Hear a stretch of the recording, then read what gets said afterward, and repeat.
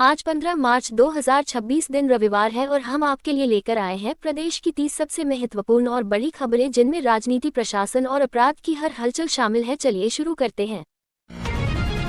उत्तर प्रदेश में चुनावी माहौल लगातार गर्म होता जा रहा है। लखनऊ में सत्ताधारी दल के वरिष्ठ नेताओं की बैठक हुई जिसमें संगठन को मजबूत करने और गांव-गांव तक सरकारी योजनाओं की जानकारी पहुंचाने पर जोर दिया गया। नेताओं ने कार्यकर्ताओं से कहा कि जनता से लगातार संपर्क बनाए रखें और विकास कार्यों को बताएं।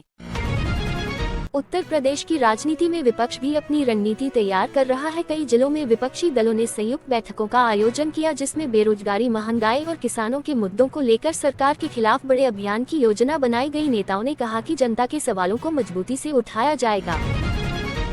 लखनऊ में राजनीतिक गतिविधियां तेज दिखाई दी जहां विभिन्न दलों के नेताओं ने प्रेस वार्ता कर अपनी अपनी नीतियों को जनता के सामने रखा। सत्ताधारी दल ने विकास और निवेश को अपनी उपलब्धि बताया जबकि विपक्ष ने प्रशासनिक फैसलों और रोजगार के मुद्दे पर सरकार से जवाब मांगा। वाराणसी में एक बड़े राजनीतिक कार्यक्रम के दौरान कई स्थानीय नेताओं और कार्यकर्ताओं ने दूसरे दलों को छोड़कर नई पार्टी की सदस्यता ली। कार्यक्रम में मौजूद वरिष्ठ नेताओं ने कहा कि प्रदेश में विकास कार्यों के कारण लोगों का विश्वास सरकार की नीतियों पर लगातार बढ़ रहा है। कानपुर में राजनीतिक दलों ने युवाओं को जोड़ने के लिए विशेष अभियान शुरू किया है। कॉलेजों और शिक्षण संस्थानों में छात्र संवाद कार्यक्रम आयोजित किए जा रहे हैं। नेताओं का कहना है कि युवाओं की भागीदारी से राजनीति में नई ऊर्जा आएगी और विकास योजनाओं को गति मिलेगी। प्रयागराज में एक बड़े संगठनात्मक सम्मेलन का आयोजन किया गया जिसमें प्रदेश के अलग अलग जिलों से कार्यकर्ता पहुंचे। सम्मेलन में सदस्यता अभियान और चुनावी रणनीति पर विस्तार से चर्चा हुई। नेताओं ने कार्यकर्ताओं से जनता के बीच सक्रिय रहने का आह्वान किया। गोरखपुर में आज कई राजनीतिक दलों ने अलग अलग सभाएं आयोजित की। नेताओं ने जनता के सामने अपनी योजनाएं और वादे रखे। विकास, रोजगार और कानून व्यवस्था के मुद्दों पर चर्चा हुई। वहीं विपक्ष ने स्थानीय समस्याओं को उठाते हुए सरकार से जवाब मांगा। आप देख रहे हैं यूपी न्यूज 24/7। आगे बढ़ने से पहले अगर आपको हमारी खबरें जानकारी पूर्ण लगी हो तो आपसे अनुरोध है वीडियो को लाइक और चैनल को सब्सक्राइब जरूर करें। मेरठ में चुनावी तैयारियों को लेकर दलों ने जिला स्तर की बैठकों का दौर शुरू किया। नेताओं ने कार्यकर्ताओं को घर घर संपर्क अभियान चलाने और सोशल मीडिया के माध्यम से युवाओं तक अपनी बात पहुंचाने का निर्देश दिया। आगरा में महिलाओं की राजनीतिक भागीदारी बढ़ाने के लिए विशेष कार्यक्रम आयोजित किया गया जिसमें बड़ी संख्या में महिलाएं शामिल हुई। नेताओं ने महिला सुरक्षा, शिक्षा और आर्थिक सशक्तिकरण के मुद्दों पर चर्चा की और महिलाओं को राजनीति में आगे आने के लिए प्रेरित किया। बरेली में विपक्षी दलों ने बढ़ती महंगाई और बेरोजगारी को लेकर जिला मुख्यालय पर प्रदर्शन किया। नेताओं ने कहा कि आम जनता को राहत देने के लिए सरकार को ठोस कदम उठाने चाहिए। प्रशासन की मौजूदगी में प्रदर्शन शांतिपूर्ण तरीके से समाप्त कराया गया।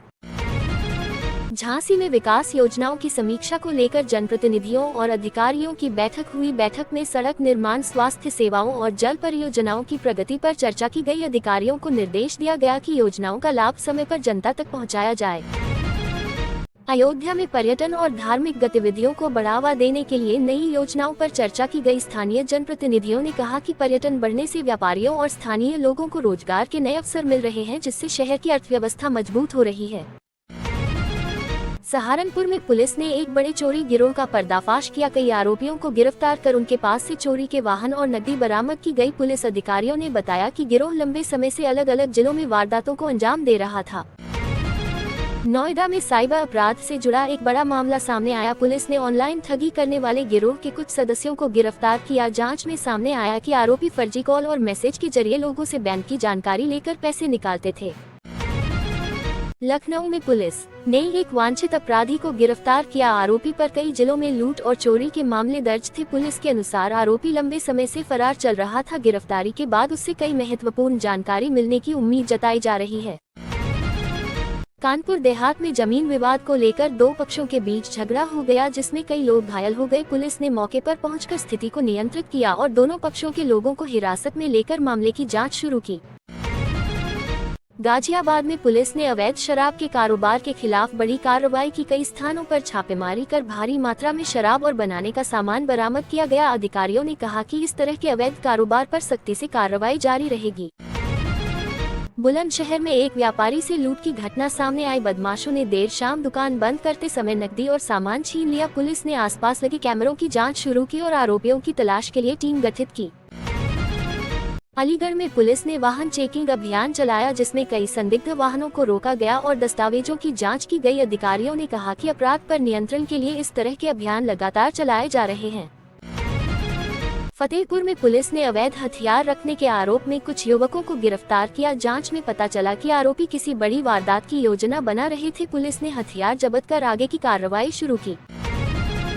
प्रदेश में मौसम विभाग ने जानकारी दी है कि आने वाले दिनों में तापमान धीरे धीरे बढ़ सकता है। दिन में गर्मी का असर महसूस होगा, जबकि सुबह और शाम हल्की ठंड बनी रह सकती है। लोगों को मौसम के अनुसार सावधानी बरतने की सलाह दी गई। उत्तर प्रदेश सरकार ने युवाओं के लिए नए कौशल प्रशिक्षण कार्यक्रम शुरू करने की घोषणा की है। इस योजना के तहत अलग अलग जिलों में प्रशिक्षण केंद्र स्थापित किए जाएंगे, ताकि युवाओं को रोजगार के बेहतर अवसर मिल सके। प्रदेश के किसानों के लिए गेहूं खरीद की तैयारियां तेज कर दी गई हैं। मंडियों में व्यवस्थाओं को मजबूत करने और किसानों को समय पर भुगतान सुनिश्चित करने के निर्देश दिए गए हैं। अधिकारियों का कहना है कि खरीद प्रक्रिया को सरल बनाया जाएगा। कृषि विभाग ने किसानों को सलाह दी है कि वे बदलते मौसम को देखते हुए फसलों की सिंचाई और कीट नियंत्रण पर विशेष ध्यान दें। विशेषज्ञों का कहना है कि समय पर देखभाल करने से फसल उत्पादन बेहतर हो सकता है। लखनऊ में स्वास्थ्य विभाग ने टीकाकरण अभियान को तेज करने का फैसला लिया है। बच्चों और बुजुर्गों को बीमारियों से बचाने के लिए विशेष शिविर लगाए जा रहे हैं। डॉक्टरों ने लोगों से समय पर टीकाकरण कराने की अपील की।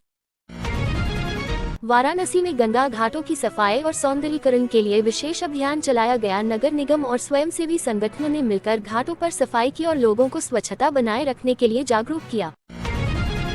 कानपुर में उद्योग विभाग ने छोटे व्यापारियों और स्टार्टअप को बढ़ावा देने के लिए नई योजना शुरू की है। अधिकारियों के अनुसार युवाओं को आसान ऋण और प्रशिक्षण उपलब्ध कराया जाएगा, ताकि वे अपना व्यवसाय शुरू कर सकें।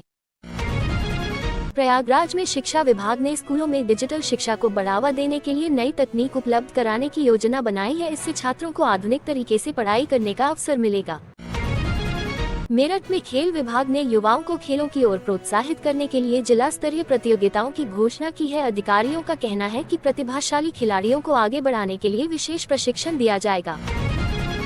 गोरखपुर में नगर विकास विभाग ने शहर की सड़कों और नालों के सुधार के लिए नई परियोजनाओं की घोषणा की है। अधिकारियों का कहना है कि इन योजनाओं से शहर की सफाई व्यवस्था और यातायात दोनों में सुधार होगा। आज की बुलेटिन में बस इतना ही। आप देख रहे हैं यूपी न्यूज 24/7। अगर आप रोज ऐसी सटीक और दमदार उत्तर प्रदेश की खबरें चाहते हैं तो हमारे चैनल को अभी सब्सक्राइब जरूर करें।